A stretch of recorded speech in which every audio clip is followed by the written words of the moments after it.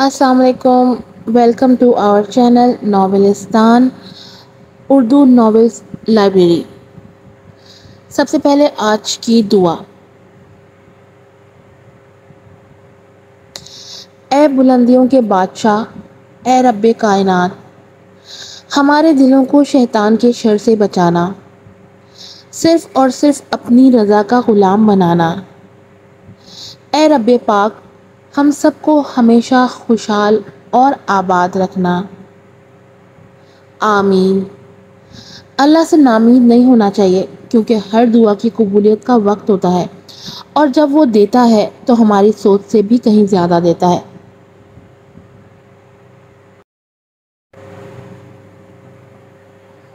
کیسے ہیں آپ لوگ؟ امید ہے سب ٹھیک ٹھاک ہوں گے. آج آپ کے لیے پھر سے لے کر آئی ہوں میرا سوداگر میرا دلدار سیزن 3 کی ایپیسوڈ نمبر 7. آپ لوگ ریویوز نہیں دے رہے ہیں اچھے سے، اتنی بار بولنے کے باوجود بھی جو ہے نا ریویوز اچھے سے نہیں آ رہے ہیں. امید کرتی ہوں آج اس ایپیسوڈ پہ آپ اچھے سے ریویوز دیں گے، لائک کریں گے، ویڈیو کو شیئر کریں گے اور چینل کو سبسکرائب بھی کریں گے. چلیں اور انتظار نہیں کراتی، بڑھتے ہیں اپنے ایپیسوڈ کی طرف. اس کی رگیں غصے سے پھولنے لگی اور زبان اس کی دیدہ دلیری پر چند لمحوں کے لیے دنگ رہ گئی. آخر تھوڑی ہی دیر میں اسے یہ شے دی کس نے تھی؟ آخر کس کے بلبوتے پر وہ اتنا جرأت پسند ہو رہی تھی؟ لگتا ہے زبان پیاری نہیں تمہیں، وہ دانت کچکچاتے بولا اور اسے جھٹکا دے کر چھوڑتے باہر گیا. وہ اپنا غصہ کسی طرح کم کرنا چاہتا تھا، تبھی باہر چلا گیا. دن تیزی سے گزرتے جا رہے تھے. یارم ماہرہ کو اذیت دینے کے نت نئے انداز اپناتا تھا. آج گھر میں کوئی بھی نہیں تھا. سردار اور عفاف کچھ دن کے لیے بزنس ٹرپ پر گئے تھے. یارم کو ایک اور موقع مل چکا تھا ماہرہ سے بدلہ لینے کا. میرے کچھ دوست آ رہے ہیں، جاؤ کچن میں ملازمہ کی مدد کرواؤ. کھانے میں مجھے کوئی بھی شکایت نہ ملے، کھانا اچھا بنا ہونا چاہیے.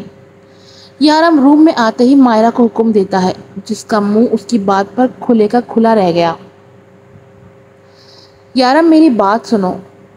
ماہرہ یارم کا ہاتھ تھامتے پریشانی سے اسے پکار بیٹھی، جس کی امید نہیں تھی یارم کو.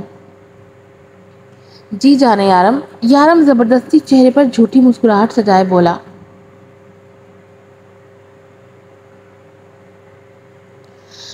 اتنی رات کو دوستوں کو بلانا اچھا نہیں لگ رہا، پلیز تم انہیں صبح بلوا لینا، مجھے کچھ ٹھیک نہیں لگ رہا.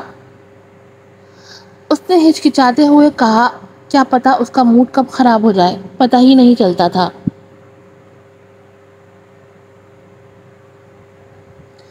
ماہرہ کی اتنی جرأت مندانہ باتوں سے یارم واقف نہ تھا. وہ سمجھ رہا تھا کہ ماہرہ اچھی بیویوں کی طرح ہاں میں ہاں ملا دے گی. یہ میرا مینشن ہے ماہرہ، یہاں صرف یارم سردار شاہ کا حکم چلتا ہے. تم نے سوچ بھی کیسے لیا کہ میں تمہاری بات مانوں گا؟ اب ذرا اپنی اوقات یاد کرو اور کچن میں جا کر ملازمہ کی مدد کرو، ورنہ رات کے انجام سے تو تم واقف ہی ہوگی. اس نے ماہرہ کی گردن پر سرخ نشان دیکھتے کہا، جسے اس نے فوراً دوپٹے سے ڈھانپا تھا اور نم آنکھوں سے کچن کی طرف بڑھ گئی تھی.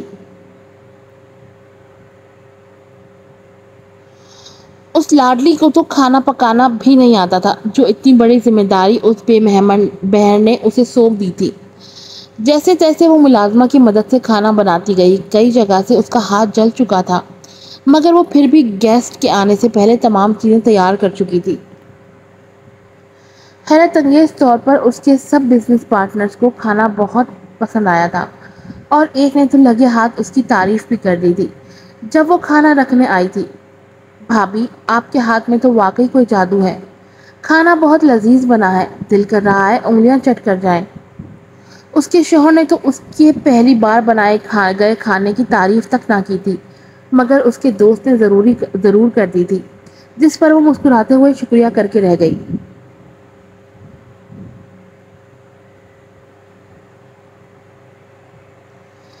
یہ بات بھی یارم کی انا پر کاری ضرب کی طرح لگی تھی اور وہ دانت کچکچا کر رہ گیا. اور جان بوجھ کر کھیر کا باؤل جو ماہرہ نے اٹھا رکھا تھا اس کی ٹانگ میں ٹانگ اڑا کر نیچے گرایا، جو پل میں گر کر چکنا چور ہوا تھا۔ ماہرہ کا دل دھک سے رہ گیا۔ یہ کیا کیا تم نے پاگل عورت؟ کیا برتن رکھنے کا ڈھنگ بھی نہیں آتا تمہیں؟ تمہیں تو کوئی کام کہنا ہی فضول ہے، سمیٹو اسے اور دفع ہو جاؤ۔ وہ اتنی زور سے دھاڑا کہ ماہرہ سن کھڑی رہ گئی، آنکھیں سرخ ہوتی ذلت کے احساس سے آنسو بہانے لگی تھی۔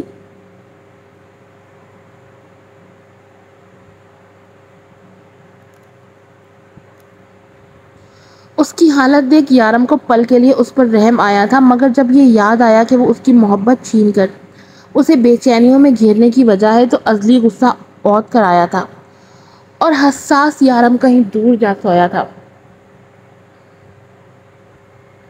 یارم یہ کیا بدتمیزی ہے؟ ایسے بات کرتے ہیں اپنی بیوی سے؟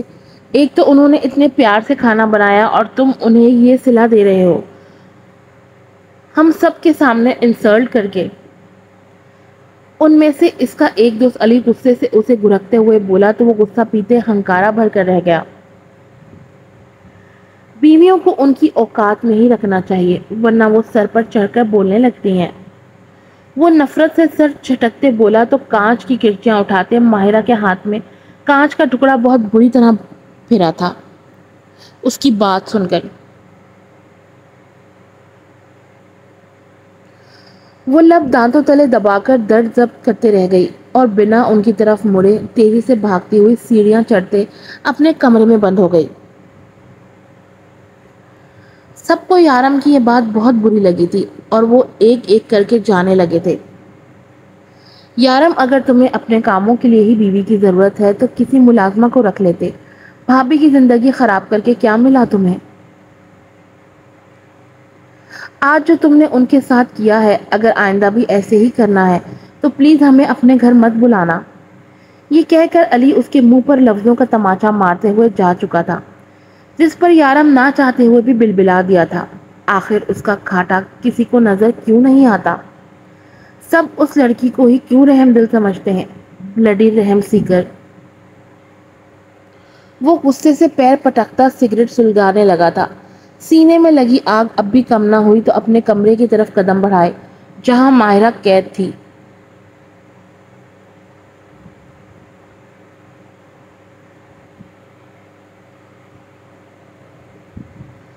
دھڑام کی آواز سے وہ دروازہ کھولتا اندر داخل ہوا جہاں وہ ابھی نہا کر روئی روئی سی باہر نکلی تھی۔ گیلے بال پشت پر کھلے پڑے تھے، ہاتھ کمزوری سے کپکپاہٹ کا شکار تھے۔ اس نے ایک نظر بھی یارم کو دیکھنا گوارا نہ کیا تھا اور بیڈ پر لیٹ گئی تھی دوسری طرف کروا لے کر، مگر اس کے لرزتے وجود سے صاف ظاہر تھا کہ وہ اب تک رو رہی تھی۔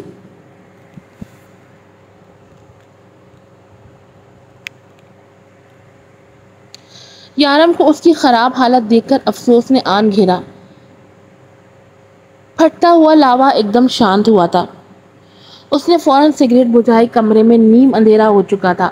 وہ بیڈ پر لیٹا اور جھٹکے سے اس کے دور لیٹے وجود کو بازو سے پکڑتے کھینچا جو اچانک اس کے سینے سے آ کر لگی تھی۔ اس نے مزاحمت کرتے ہوئے جھٹپٹانے کی کوشش کی مگر یارم کی پرحدت مضبوط گرفت میں کوئی کمی نہ آئی۔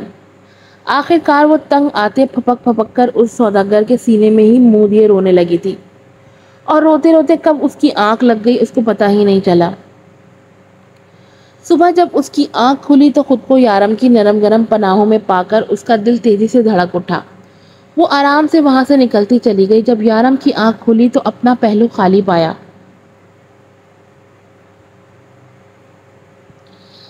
یہ کہاں چلی گئی؟ اس نے دل میں سوچا اور فریش ہوتے نیچے ناشتے کے لیے چلا گیا۔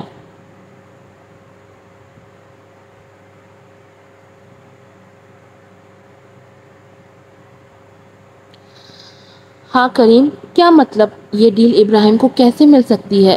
تم جانتے ہو نا ہم نے اس کے لیے کتنی محنت کی تھی۔ ڈیم اٹ، آخر کیسے یہ ڈیل اسے مل گئی؟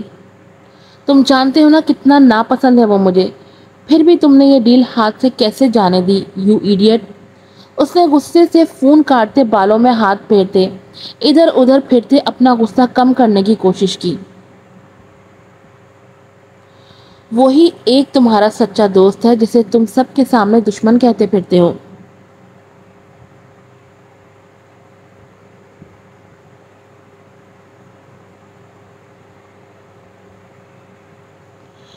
پیچھے سے ماہرہ کی آواز پر وہ جھٹکے سے پلٹا۔ شٹ اپ، میرے معاملے میں بولنے کی قطعی کوئی ضرورت نہیں، ورنہ زبان کھینچ لوں گا میں تمہاری۔ وہ اس کے قریب آتے غرا کر بولا، کیوں جلن ہو رہی ہے کہ تمہارا دوست تم سے آگے کیسے نکل گیا؟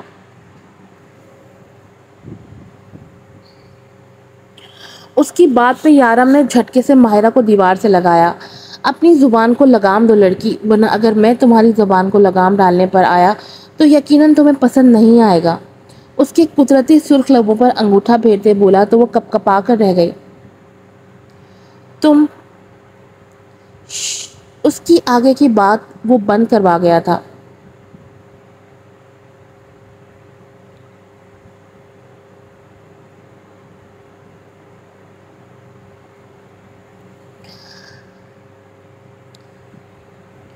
لندن میں برف باری زوروں پر تھی، ایسے میں وہ اس عالیشان گھر کے ایک خوبصورت کمرے میں صوفے پر بیٹھا اس پر ڈیل کو بغور دیکھ رہا تھا جو آج اس نے یارم سے جیتی تھی۔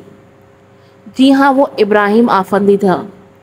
سرخ و سفید پٹھانوں جیسی رنگت، تیر کمان بھویں، ہری آنکھیں، عنابی لب، ایسی ہستی جسے دیکھ لوگوں کے دل تھم جاتے تھے۔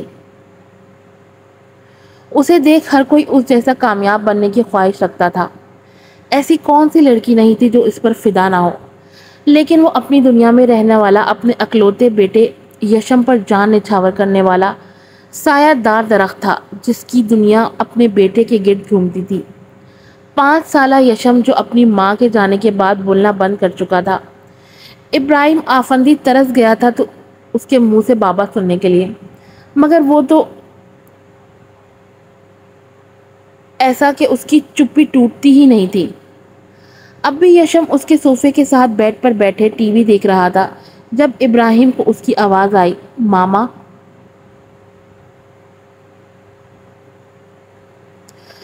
اس کی دھڑکنیں سست پڑی تھی۔ 2 سال بعد وہ اپنے بیٹے کی آواز سن رہا تھا اور وہ فائلز پھینک کر اس کے قریب آیا تھا۔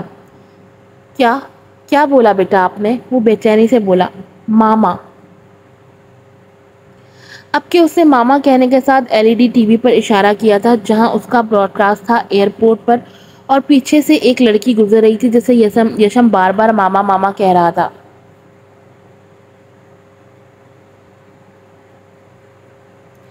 ایسا تو کبھی اس نے ابراہیم کی منگیتر ساشا کو بھی نہ کہا تھا جو اس سے گھلنے ملنے کی بھی کوشش کرتی، مگر سب بیکار۔ لیکن اس لڑکی میں کیا خاص تھا جو یشم اسے ماں پکار رہا تھا؟ اس لڑکی کے گزرتے ہی وہ پھر سے خاموش ہو چکا تھا۔ کرم داد، مجھے اس لڑکی کی ساری ڈیٹیلز رات تک اپنی ٹیبل پر چاہیے۔ کچھ ہی دیر میں وہ کسی پارٹی کے لیے تیار ہوتا، اپنے خاص ملازم کرم داد کو حکم دے رہا تھا۔ لہجے میں برف جیسی ٹھنڈک تھی۔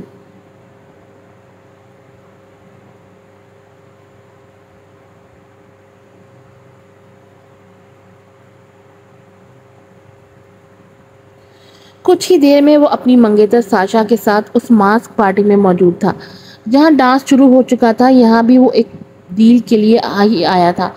اسے دیکھ وہاں موجود لڑکیاں اسے آہیں بھرنے لگیں، کچھ تو دل پر ہاتھ رکھ گئی تھی۔ ساشا کے بہت بار اصرار پر وہ اس کے ساتھ ڈانس کرنے، ماسک میں کسی کو بھی پہچاننا مشکل تھا۔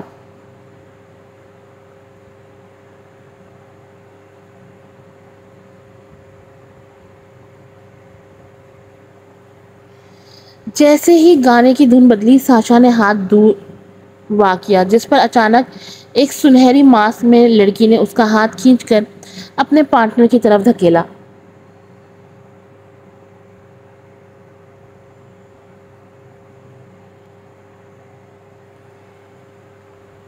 اور گھوم کر اس کے پاس آئی، جس کے نتیجے میں اس نے ساشا کو آگے پاس کر دیا اور اس کے ساتھ ڈانس کرتے بغور اس کی حرکت کا جائزہ لینے لگا جس کے سنہرے ماسک سے صرف اس کی گہری بھوری آنکھیں جھلک رہی تھیں۔ بہت سی لڑکیوں کا توجہ کا مرکز ہے آپ تو۔ وہ اس کے چہرے پر انگلی پھیرتی بولی تو وہ آنکھیں ترچھی کیے اسے دیکھنے لگا۔ آخر کیسے ٹیکل کر لیتے ہیں آپ ایک ساتھ اتنی لڑکیاں؟ وہ اس پر گہرا طنز کرتے ایک بازو وا کر کے اسے تھوڑا دور ہوئی، جس پر جھٹکے سے ابراہیم نے اسے کھینچا، جس کے نتیجے میں وہ اس کے سینے سے آ ٹکرائی۔ اس کی گرفت مضبوط ہوئی تھی اس دوشیزہ پر، اور اس کے کان میں گھمبیر سرگوشی کرتے بولا، یہ تو لڑکیوں پر منحصر ہے۔ اس کے گہرے لہجے میں کہنے پر مقابل لڑکی نے پل میں سنبھلتے سوال داغا۔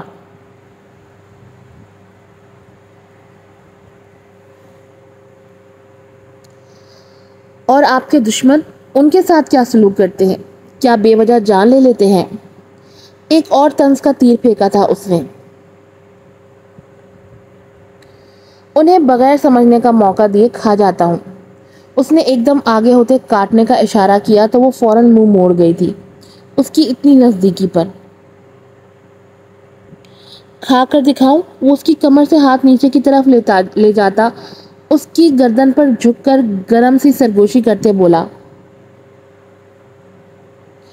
جیسے ہی اس کا ہاتھ تھائیس پر گیا تو اس لڑکی نے اسے دھکا دیا تھا، جس پر وہ ہاتھ کھڑا کر کے اسے دکھانے لگا جو ابھی چھوٹا چاقو اس نے لڑکی کی ڈریس میں سے برآمد کیا تھا۔ اپنا ہتھیار پکڑا جانے پر وہ تھوک نکل کر رہ گئی۔ جیسے ہی وہ اپنا چاقو جھپٹنے اس کی طرف بڑھی، ابراہیم نے اس کی کمر دبوچتے اسے جھٹکے سے ساتھ لگایا کہ وہ کسمسا کر رہ گئی، اور اسے اپنی باہوں میں گراتے اس کی کمر سے ایک اور خفیہ چاقو برآمد کیا کہ وہ ہاتھ ملتی رہ گئی۔ وہ اس کا ہاتھ تھمتا زبردستی سب کی نظروں سے پوشیدہ ہوتا ایک کونے میں لے گیا اور دیوار سے لگایا۔ جہنم میں جاؤ بےہودہ شخص! وہ غصے سے سرخ چہرہ لیے اسے دھکا دے کر فوراً اپنی پنڈلی میں سے پسٹل نکال کر اس پر فائر کرتی بولی، مگر یہ کیا؟ بندوق تو خالی تھی۔ ہاں ہاں، مجھے تمہاری جرأت پسند آئی لڑکی۔ وہ ایک ایک کرتے پسٹل کی گولیاں اپنے ہاتھ سے نیچے گراتے بولا تو وہ پھٹی آنکھوں سے دیکھنے لگی۔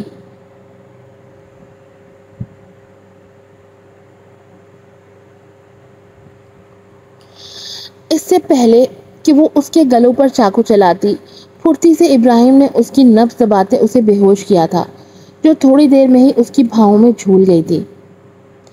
آج کی ایپیسوڈ یہاں پہ ختم ہوئی۔ حسب وعدہ کل وعدہ کیا تھا کہ آج لازمی ایک اور ایپیسوڈ دوں گی، تو میں اپنا وعدہ پورا کر رہی ہوں۔